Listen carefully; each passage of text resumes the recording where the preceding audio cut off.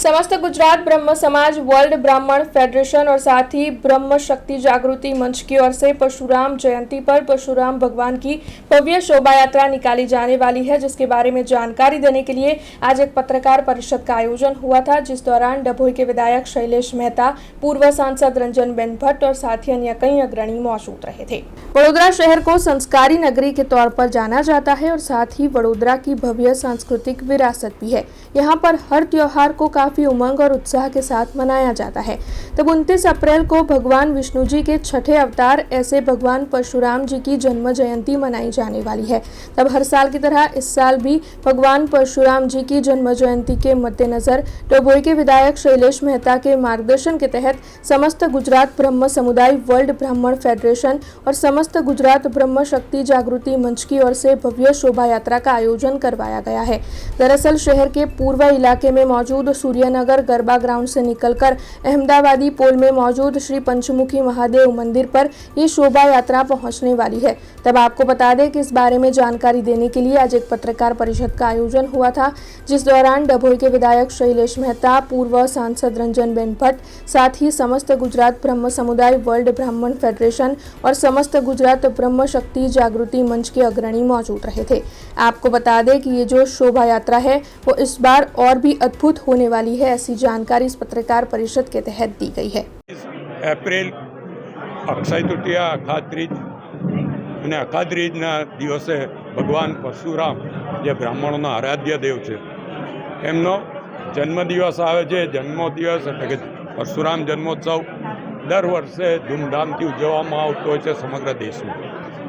વડોદરામાં વર્ષોથી શોભાયાત્રાના રૂપે આ જન્મોત્સવ ઉજવતા આવ્યા છે। આ વખતે એમાં વિશેષ આયોજનો કરવામાં આવ્યા છે।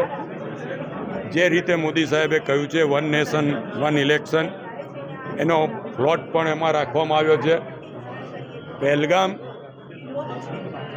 જે રીતનો બનાવ બન્યો એ આતંકવાદની વિરુદ્ધમાં પણ એક પ્લોટ તૈયાર કરવામાં આવ્યો છે।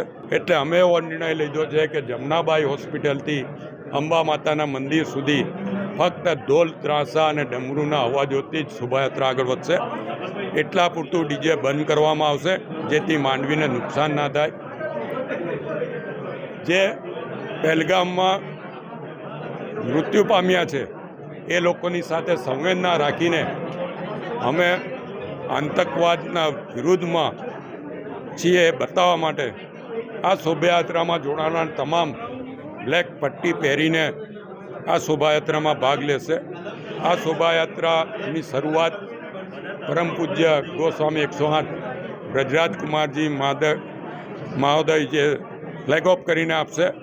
સાથે જ આમાં કરનાળીના મહંત દિનેશગીરી, જ્યોતિનાથ, રેવા આશ્રમના રજની બાપુ, સ્વામિનારાયણના સંતો અને ગાયત્રી પરિવાર આ બધા પણ આ શોભાયાત્રામાં જોડાવાના છે।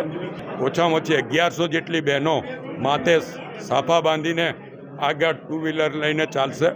એના પછી જ આખી શોભાયાત્રા આવશે અને સાથે પરશુરામની ભવ્ય પ્રતિમા પણ બનાવવામાં આવી છે, જે આ શોભાયાત્રાનું મુખ્ય આકર્ષણ રહેશે। વારાણસીથી ગંગા આરતી જે થાય છે એ જાતની આરતી આપણે લહેરીપુરા દરવાજા પાસે અને અમદાવાદી પોળ ખાતે કરવામાં આવશે। हमसे जुड़े रहने के लिए हमारे YouTube चैनल को सब्सक्राइब करें और नई वीडियो की नोटिफिकेशन के लिए बेल आइकॉन को दबाएं।